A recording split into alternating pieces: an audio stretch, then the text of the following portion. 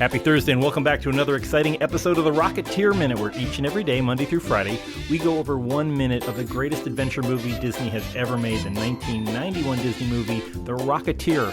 I am one of your hosts, Jim O'Kane of TVDads.com. And I'm Hal Bryan, Senior Editor at the Experimental Aircraft Association here in Oshkosh, Wisconsin, not to mention a lifelong airplane nerd.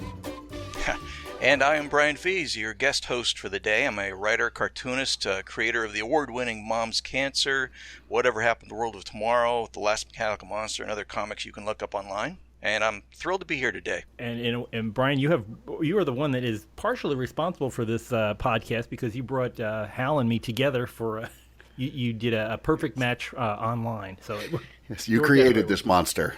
Yes. Jim, when you told me what you were up to, I said there's only one man for that job. And I'm happy to do it. I just sat up a lot straighter. I just want you to know that. That is excellent. And I've got to say, just let me gush for a minute, and then we'll try to get past this. But for everybody listening, if you haven't read or enjoyed any of Brian's work, you're missing out. I have three graphic novels that for me are tied for first place for my all-time favorites. That would, of course, be The Rocketeer, if you want to consider the collection specifically a graphic novel. Frank Miller's The Dark Knight Returns, and Brian's Whatever Happened to the World of Tomorrow. I've lost track, Brian, of how many copies I've bought as gifts to give to friends, and you're always kind enough to help me get those signed and all that sort of thing. But boy, it is... It's on par with the best of the best. Oh, thank you, Hal. I'm keeping an exact count actually. And excellent. No, am I falling behind? No, you've been a huge champion. I can't tell you how much I appreciate it. So it's great to get to talk to you and talk Rocketeer. Yeah, and we are right here at the beginning. Well, we're still in the opening credits of the movie as that beautiful James Horner score comes out. I swear every time I watch this movie and hear the score, I want to go out and learn how to play the French horn. It just makes me want to go out and fly an airplane, and I can't tell you how many times I've had this playing, and through the intercom system or something in an airplane when I've gone and flown. It's just the perfect open up the hangar on a pretty sunny morning and go out and fly music. This opening theme is just flawless. It's keyed perfectly with the sight of the GB turning around, getting ready to take off there as Cliff's lining it up on the at the end of the runway, and we're still in the endless credits here. So we're looking at initially the executive producer Larry Franco. He is kind of an adventure excitement movie maven. He's done movies as varied as Escape from New York, The Thing, Batman Begins, the ever-popular Big Trouble in Little China, which is also a movies by minute neighbor of ours, and things like Starman. He also produced October Sky, which we'll be talking a little bit more about when we get to the director credit later on this week. But yeah, definitely he has a certain type of film that he gets behind, and obviously this is one of them: adventure. Romance, just a good popcorn movie that the kind of movie that you're going to like. So if you see Larry Franco at the beginning, there's a good chance if you like this kind of movie, you're going to like all of his other kind of movies. That's a very nice IMDb listing. I wasn't aware of his role in those films, but man, if you had a career that consisted of those movies, you've done all right. No kidding. Yeah, and we're still looking at that hero Narita. We just talked about him yesterday, but it just every single frame of this movie, if you pause it. It all looks like just an epic. You want to paint it. It does look like the comic book. I mean, it has that whole Dave Stevens feel. Who, by the way, is our next credit here. And Brian, you are in the biz, and I know that Dave Stevens is quite a landmark artist and cartoonist. So could we talk? Let's talk about Dave Stevens. Oh, I'd love to. I think that's why I'm here. Yeah, Dave Stevens was, and I say past tense because unfortunately he died quite young, age of 52, of leukemia in 2008. But Dave Stevens is one of those guys whose impact and influence it is hugely out of proportion to the amount of work he actually did. I mean, he had a reputation of being very meticulous. From which one could take the word slow. And as a result, his body of work was quite small, just mostly The Rocketeer plus some painted covers and some really beautiful prints and things like that. But the fact that people are still admiring it and talking about it and being influenced by it 20, 30 years later is just really remarkable. There are a few people like that. In that respect, he reminds me of a comic book artist named Jim Steranko. And Steranko worked in the 60s for Marvel and did a couple of books. He did Agents of S.H.I.E.L.D. He did some Captain Americas. Not a huge body of work, but he set a very high benchmark for how good comic books could be. And I think Stevens did likewise with The Rocketeer. So I can keep talking. I'll keep talking all day. He's the linchpin of this movie. I mean, this movie came out of his work, and that The Rocketeer had come out in the early '80s, and from what I understand, Stevens had originally planned when he first designed The Rocketeer that this would make a great movie. Yeah, well, and he came out of the movies. He came out of his early career was. After he did some newspaper work on Tarzan and Star Wars newspaper strips, but he was an animator. He worked on the Super Friends series, and he did storyboards for Raiders of the Lost Ark and that kind of thing. So he had those influences very early, the influences of the great comic book illustrators or comic strip illustrators of the 30s, like Hal Foster, and it kind of tinged through this Raiders of the Lost Ark, feel of the classic movie serials. So he had all this kind of feeding into what he was putting into The Rocketeer. And I think it's fair to call his style retro, but I want to dig a little deeper into that and make a fine point that it's retro in the sense that it looks like illustration and pinup art done in the 30s, the 40s, the 50s, but it's uniquely his in that no one in the 30s, 40s, or 50s was actually drawing comics like that. If you look at actual comic books from those times, the art was very crude for the most part. There were a few masters doing good things, but most comics books drawn back then just looked like they were done with blunt crayons, because at the time, comic books were kind of the bottom of the commercial art food chain, and they didn't usually attract top talent. So what Stevens did that is interesting to me as a cartoonist was he modeled or flavored his work after the very best illustration art being done in those days, and he translated it into the storytelling medium of comics, in which it wasn't done at all in those days. So it's like he evokes the times without aping what was actually being produced in those days. It's really interesting you pointed out like that, Brian, because in particular with his work on The Rocketeer and as that translates to the film, it's yes, it's retro just as you said, but it's there's reverence as well, which you don't always see. It would be easy to produce a story like this and sort of mock and make fun of it, and very quickly, I think I've said something very similar about whatever happened to the World of Tomorrow. You're looking back at the New York World's Fair and all the events that transpire there, and giving that sort of that wonderful retrofuturism, but you do it and forgive the comparison, but you and Stevens have that similar approach in my mind. You're doing it without being ironic. You mentioned aping. It's that same sort of feeling. We can look back and we can appreciate it. We can celebrate it. We can improve on it without taking anything away from from the romance of it all. Oh yeah, Stevens' love for that style was very sincere. I don't think there was an insincere artistic bone in his body. If you read interviews with him, he loved this stuff. It was passion for him. If he happened to sell a few copies, great. But The Rocketeer was a project of love for him. He loved these characters. He loved the time, the era, the feel. It was a totally sincere effort on his part.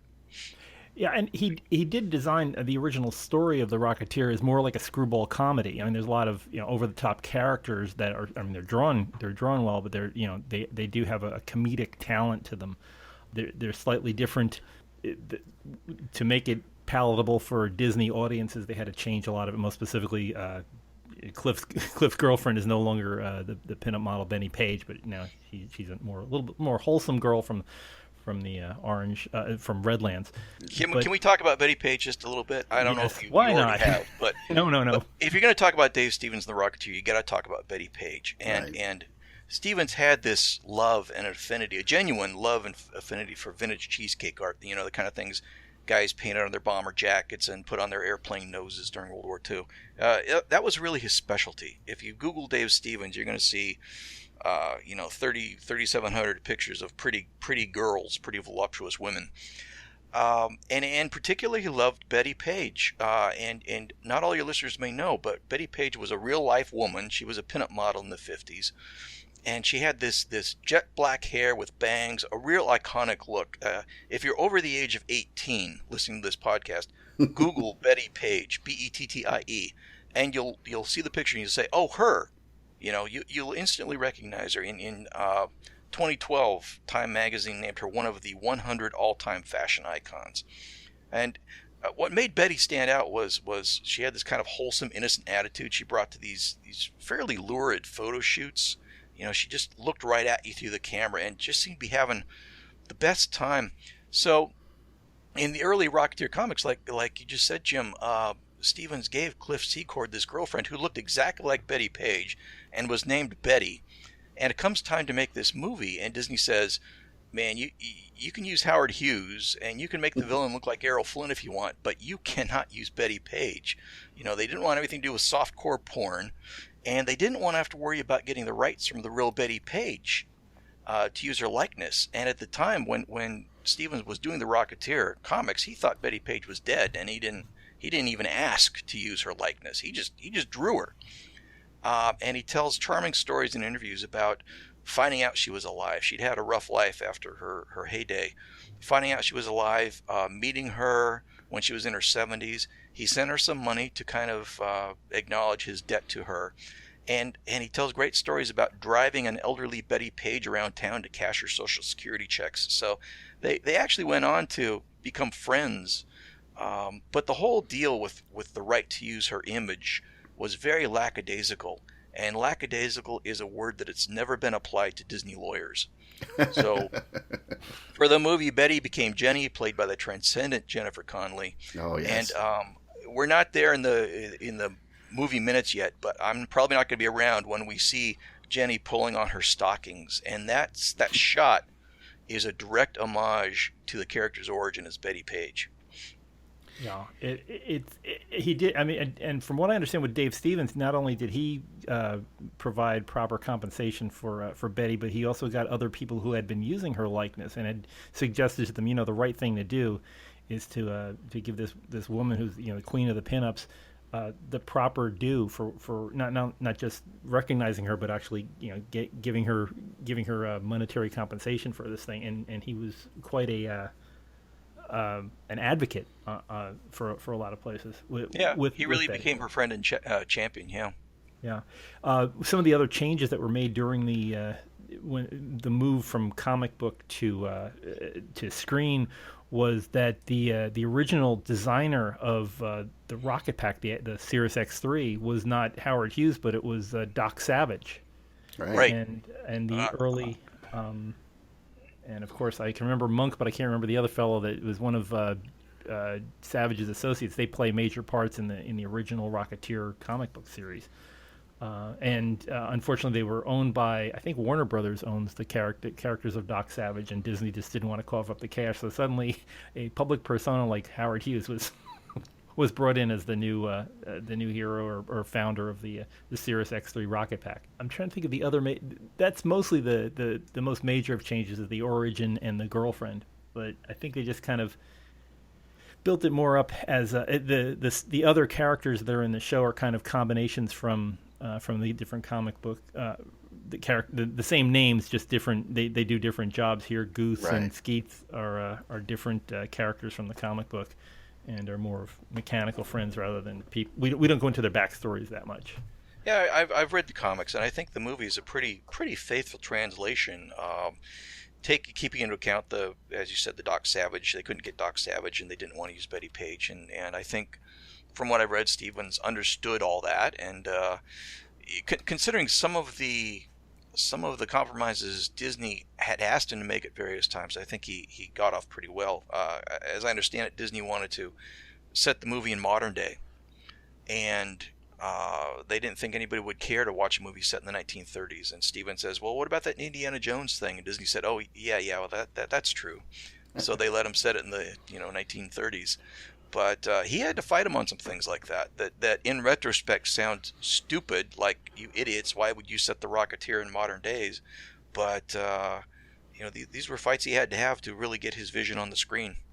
Right. And he took a very active co-producer role too. He wasn't just one of these authors. What usually happens is if you're a cartoonist, you sell your stuff to a studio, you sell your rights, and you're out of the picture. They don't want to hear from you, and you don't get to go on set, and you got nothing to say about it. Stevens wasn't like that. He, I guess, had the clout or the my way or the highway attitude to get some things done his way and have a substantive say in how it came out. There are stories coming from the production side of this saying that he would provide very copious notes to Joe Johnson, the director, every morning of, like, here's what you need to know, and here's how this kind of a scene would be handled back then in the 30s. This is what they would have been doing.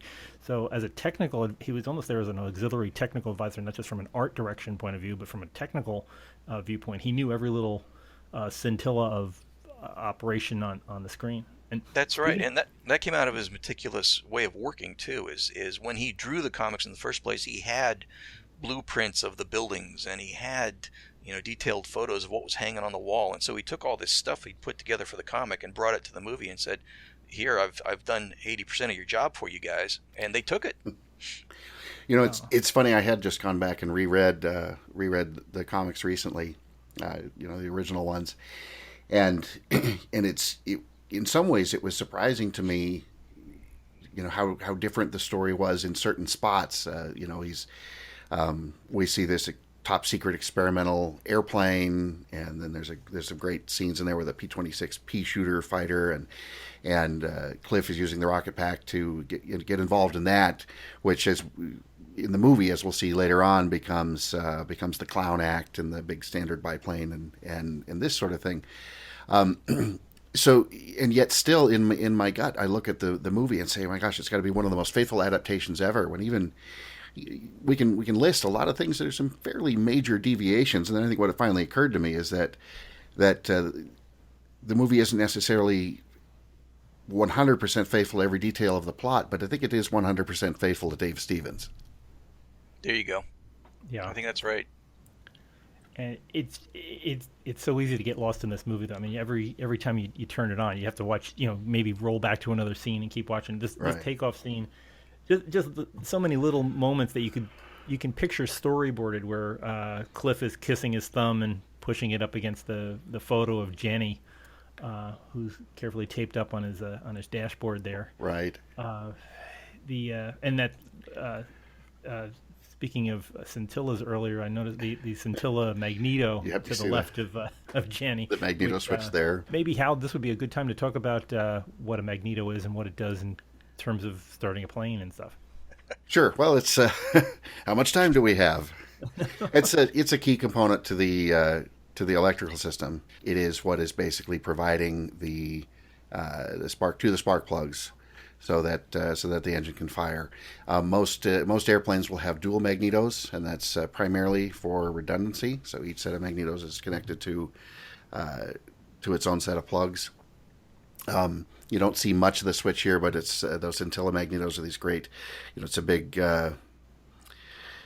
kind of like a lever that just rotates in a circle around there, and so you would have the off position. You can see the off position there in this part of this minute, like about second 12 or so, and then you would have left and right and both. And so as part of getting ready to fly the airplane, once it's started, you're running up the engine to a higher RPM. Then you're checking the magnetos, making sure that both sides are working. And so you'd be cycling it from the left mag back to both, and the right magneto, then back to both, making sure that there's not a huge RPM drop one or the other, because you want to make sure they're both at full strength, instead of just saying, well, the right one is fine, then if you lose that one in flight and find out then that the left one isn't working, then you're in bigger trouble. I also love in this same shot, of course, that we talked about the picture there of Jennifer Connelly, and even the tape is period appropriate. That's not modern day 3M Scotch tape or anything. It's this nice brown look. And then I always remember that probably about 4 years before this movie came out, when I was finishing my initial pilot's license. I had a picture sort of similar to that of a girlfriend at the time, and used to do exactly that. Had it taped up on the instrument panel when I would fly on my own, and then one day I left it in the airplane, and I didn't get it back for months, because every pilot that was flying that same airplane would take it and then sneak it to the next guy and everything else. I finally had to go back and tell her, I said, your picture's been on a lot of trips, Heidi, but I did finally get it back. And you're real popular with the boys down at the airport. Yeah, exactly. Exactly. A lot of thumbprints, yeah. It's wow. I have to ask about the goggles. He's inside of a canopy and Right. he's putting on goggles. I guess that's like belt and braces kind of a It thing. looks so good.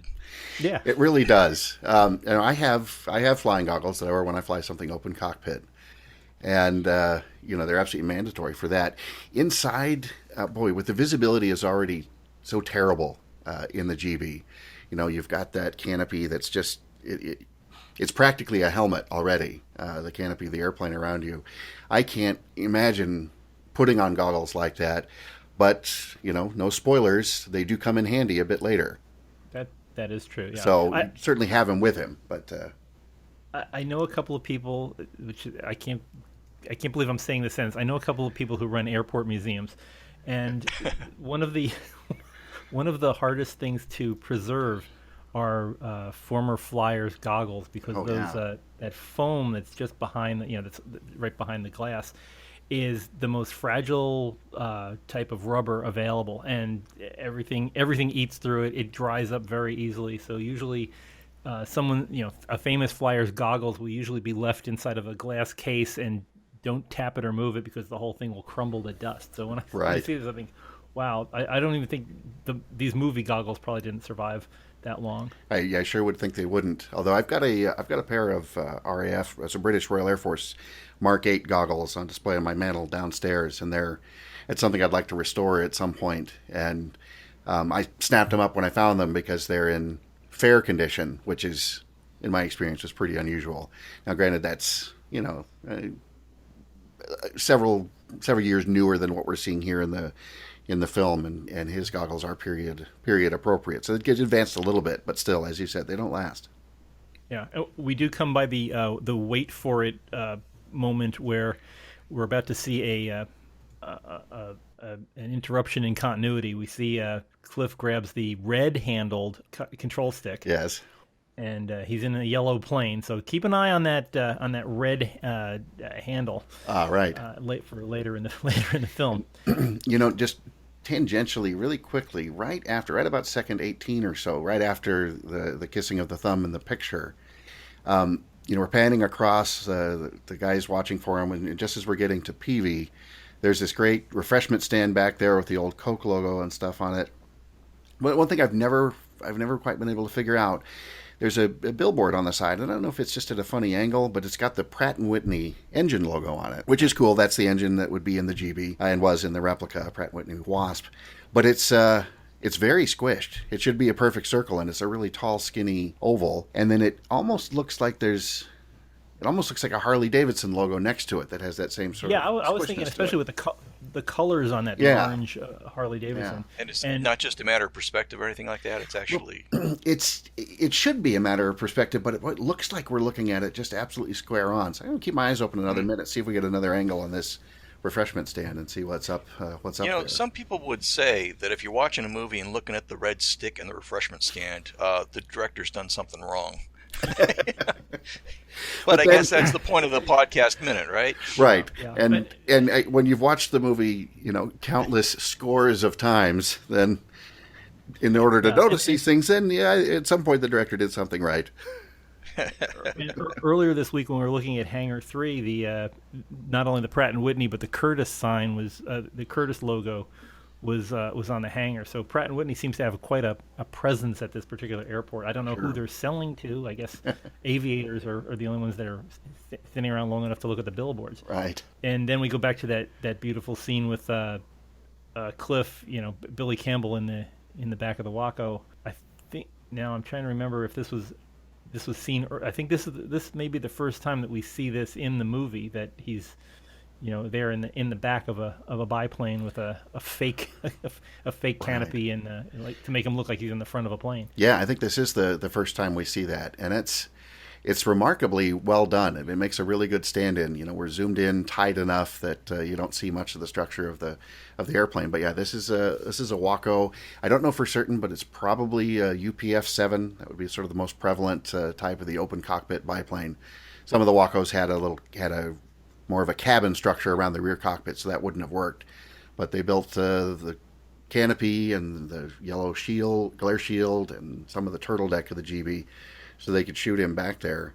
And that's how they did that shot. It's really convincing. Yeah. So they actually took him up in the plane, just in the back seat. And I had read somewhere, I don't know how true this is, but that he was actually pretty uncomfortable with flying. And I read the same thing. Yeah. So, that Billy Campbell really did not like to fly, and really had to overcome some stuff to get him on a plane. Boy, then to tuck him in there in that sort of claustrophobic little spot in this old biplane with this contraption around him, that had to be something. But every scene of a guy with a jetpack being hoisted through the air is not Billy Campbell. Excellent. Now, next you're going to tell me the jetpack doesn't really work, Brian. So let's tread lightly here. No, I wouldn't crush your dreams like that, Hal. From what I understand, this similar thing had been used for shooting the Great Waldo Pepper, which had been done back in the mid-'70s. Yeah, Waldo Pepper was 74, I think, 73, 74, maybe 75. Yeah, and they had kind of pioneered this idea of, why don't we just stick another cockpit on the back and shoot. Right. And so the Robert Redford scenes were shot in a similar method. Can I? Go ahead. Can I tell a super short Waldo Pepper story? Sure. If I promise to keep it short. So there's a scene in the movie where Bo Svensson is flying and Waldo has sabotaged the wheels on his biplane, and he's flying Curtis Jenny, but then we see him doing a crash landing into a swamp, and there's no real effects. They really crashed an airplane, but they swapped out the airplane to a more plentiful type, a de Havilland Tiger Moth. So that airplane crashed in the swamp in, I want to say 74 for the making of the film, and then it was pulled out and put in the corner of a hangar and sort of disassembled. Didn't fly again until 2006, and then just a couple months after it first flew again, I gave my wife a ride in that airplane. Oh, wow. So it was based up in Canada, and that was so that's my weird Waldo Pepper connection. Back to the Rocketeer. Okay, we'll save that for the Waldo Pepper minute. Yeah. So we're watching the first throttle up here, right, as he's getting ready to start his first movement, and I love those the furring strips on the interior of the plane. It's just the carpentry work on that one little scene. It's like, wow, what a great job of carpentry. But it's only matched by the poor welding work on the on the metal frame. Pretty rough there. Well, I just want to say from a storytelling perspective, what the listeners don't realize probably, Jim, is that you sent me this minute of movie to watch in preparation for this podcast, which is fantastic. But I watched 60 seconds of this movie, just this minute. And man, I cannot wait to watch the rest of it. I mean, even here on minute 4, the way they're structured the action of the title and the clip and the clip and the clip and you see Cliff in the plane. It's like, man, I want to know what happens to this guy. So there's just right here at the start, before you even start telling a story, there's some good storytelling going on. Oh yeah, and it tells it so it relies on the visual so much. Every little scene, it's like, here's a bit of information, here's a little bit more of information. Even it's even if it's momentary, it's correct. Like we see the tachometer, and it's showing how long the engine's been running. The engine has been running 1 minute. And so this is like the first go. And it really puts you in the time and place. It's really funny you mentioned that tachometer, Jim, because I'll be honest and say that I hadn't noticed it before. In all the times I've seen this movie in the last 25 plus years, I hadn't noticed it until we were getting ready to do this, and I was sort of studying it again. And to be just a minor correction, it's actually been running for 1/10 of an hour. So it's been 1/10 of an hour. So it's been running for 6 minutes, which is just about right for starting it up and taxiing it out and getting ready to go. And that would have been the easiest detail in the world to ignore and not bother with, and that it would have been somewhat non-trivial to set that up and put that together, and it blows my mind that they bothered with it. Wow. I'm assuming now. I have no idea, but I am assuming that the rev up there as it goes to 1800. That's about right for a GB. Is that? That's about where you'd be starting it. You notice on this tack they do have the colored markings at the top. That's a little bit anachronistic. We didn't really see those until a little bit more post World War II. Started seeing the friendly markings, but the red line is at 2600 RPM, and sort of what we call the top of the green would be is there at 2300 RPM. So, most traditional general aviation airplanes, you're going with basically full throttle on takeoff. But an airplane like this, with that low visibility, all of that torque, a very light airplane. The Model Z was basically the smallest, lightest airplane they could build around that giant engine, that Pratt & Whitney 985. And so it wouldn't be uncommon at all, especially on a first flight, number one, to add the power very slowly, and number two, probably not use full power on that first takeoff. There's a tremendous. I don't want to go too far into the weeds here, but on a tail, too late. All right, then, that's true. We're talking about a movie 1 minute at a time. I think we live in the weeds. That's why the weeds were invented. That's right, exactly. I've got a timeshare in the weeds. Anyway, there's a combination of forces of torque and gyroscopic precession and what we call P factor that all conspire to take this airplane and want to make it swerve off the runway as soon as you're adding the power to it. Not to mention the fact that the tail wheel itself isn't actually steerable, so you're only steering with brakes and rudder, and as the tail wheel swivels on a free caster. So everything you're doing when it comes to sort of keeping this airplane straight on the ground, especially as you're getting ready to accelerate and take off, you're doing sort of smoothly and gently. And that first motion scene, I do love the way that they had the static.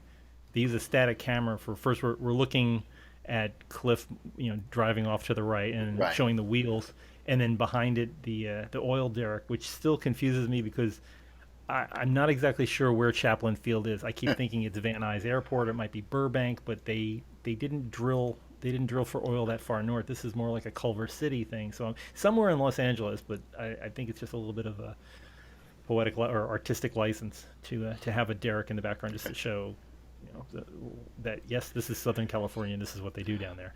And I love that the derrick is literally out in the weeds. Yeah.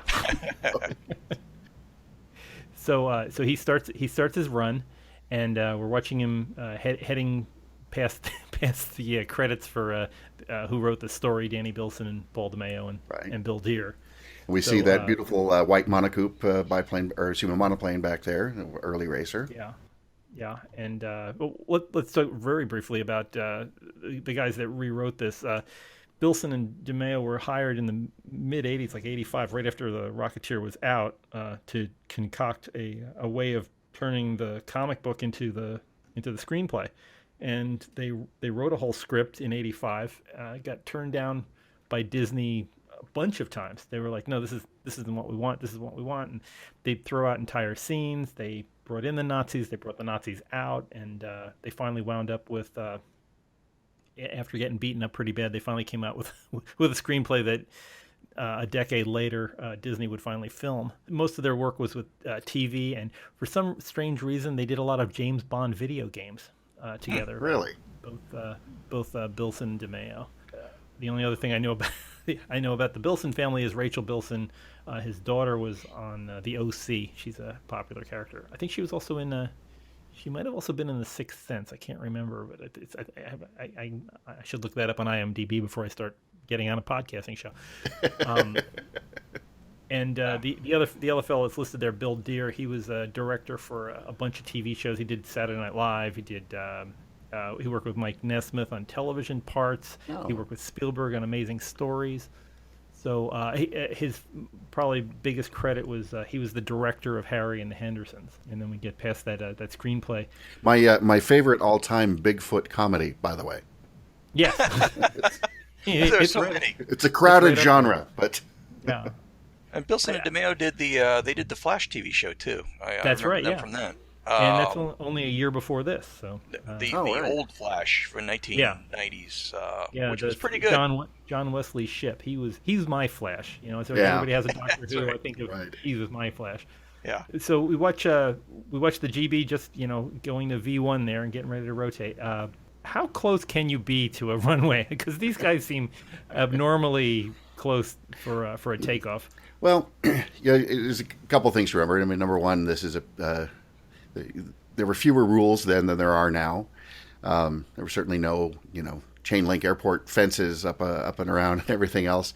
But, I've got to say, I'm weirdly lucky in the aviation world. I grew up on a private airstrip out southeast of Seattle. It's a grass runway with it's about half mile long with houses up and down every side, or both sides rather.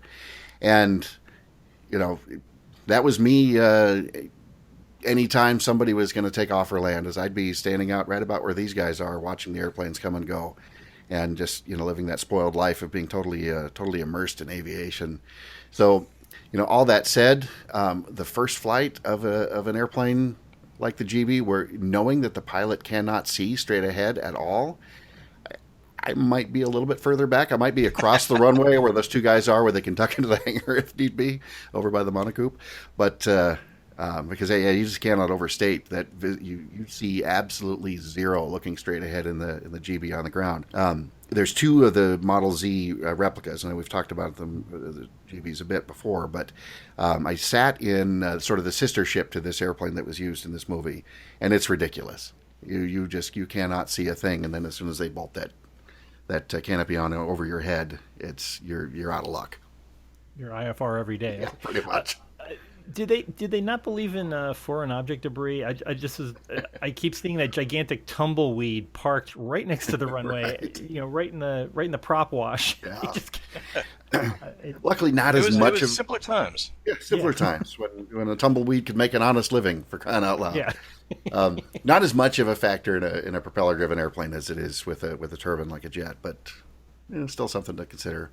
But it just looks cool, doesn't it? And yeah. And we get down to the end of the runway, and the chase plane is given that great image of the number 4 pulling up off the end of the runway there. Such and followed by James Horner's timpanis and the trumpets as it lifts up. I want to watch this movie again now. Yeah, no kidding. Let's just pause this and I'll just sit down and watch the movie. Yeah. And and then of course right after that liftoff, we're back to Peavy and the gang. So looking at that neat shot, they're all lined up. And I love the expression on Peavy's face there. As he's always giving Cliff such a hard time, but he's so happy and proud right then. Yeah. He's not seeing a ball of fire at the end of the runway, so he's And very again, glad. that's good storytelling, man. We're 4 minutes in the movie. I don't know if anybody said a single word, and yet, man, we know these characters. We care about them already, and we want Cliff to get that plane off the ground, and we want Peavy to be that happy and proud as he is, and it's great. It's just great. Now, my biggest question in this entire minute is, who's that guy behind Malcolm? I mean, there's Skeets to the left, just out of picture. Right. There's Goose. There's Malcolm, and then there's this other guy, and he's been hovering around in the background. I have never been able to find out who he is. He's not listed in the credits, but he's just always there. He's just, and he's not. His body language says he's not quite as interested in what's going on as everybody else. He's looking, but he's leaning away, and he's facing the other direction. That's a It's a really good my question. guess he's one of the screenwriters. He might have been, Bilson or I was wondering if it was Dave Stevens. Stevens has a cameo in here somewhere, but no, he's later on in the German newsreel. So you've already done that research. All right, good. Yeah, he's coming up. But he picked an interesting role. But we'll talk about that about an hour from now. All right. So come back in a couple months. Yeah, exactly. It'll be there. But this is a great. I do not know where Santa Maria, California is, though. Is that in Southern California, or is it? Anybody have Brian, would you know better than I do? You stayed in California. I left 40 years ago. I'm not sure it exists. I'm looking up while we're there it is. It's on the coast. It's 120 miles northwest of Los Angeles. The computer tells me. So it's Santa Barbara. They call it. It's heading towards Santa Barbara. Exactly right. Okay, so that's where all this was filmed, and I guess similar climate and terrain. But It's just north of Santa Barbara. That's where Okay. it is. Oh, okay. Yeah. So likelihood of having bean fields is high. It's stunning that they did manage to hide all the microwave masts and cell phone towers and things. So I guess that has to be more. They have to be more creative as the years have gone by. From what I understand, there is a new Rocketeer movie on the horizon. So I would imagine it would be harder to film things like that. Well, they're going to probably be using more CGI. It'll all be CGI. Yeah. Right. Yeah. Yeah, I'm sure curious about that. What I've read, it's still supposed to take place in this world and this continuity, but Cliff Secord has vanished. Which It's going to be set in like the 50s, right? Isn't it like 20 years later or 15 years later? I thought it was Is what I've read. I thought it was immediatally post-war, but then again, All right. If they're trying to find a hidden map to the Rocketeer that's hidden in a robot, I'm run out of ideas. But we'll see. The Last Rocketeer. yes, Yeah. after the rocket awakens. Yeah, but anyway, it seems like so far it's a good morning for Cliff. He's up and around and about to go into the pattern here.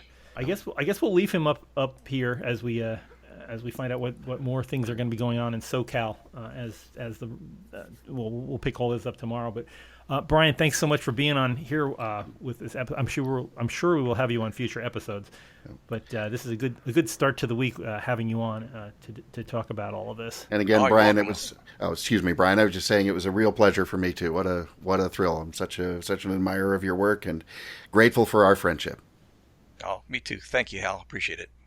So everybody that's out there right now, please Google Brian Fies. Actually, Google him or more like Amazon him. If you go to Amazon, you can find a lot of the work. So much the better. So, and I'm sure we could probably put some of those up on the RocketeerMinute.com.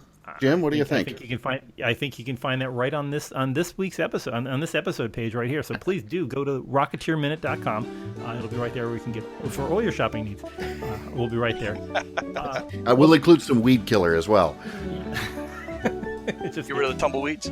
Yeah, get rid of those. Tumbleweed be gone. Yes, but follow us also on social media. You can find us on Twitter, Rocketeer Minute, and also out on Facebook at the Bulldog Cafe, the Rocketeer's Bulldog Cafe, where everybody gets together and talks about how much we talk too much on the show. But that's where you're here. It's a podcast. So anyway, let's check this out tomorrow as we finish up our very first week here on the Rocketeer. Brian, thanks again, and Hal, we will talk again tomorrow. So until next time, over and out.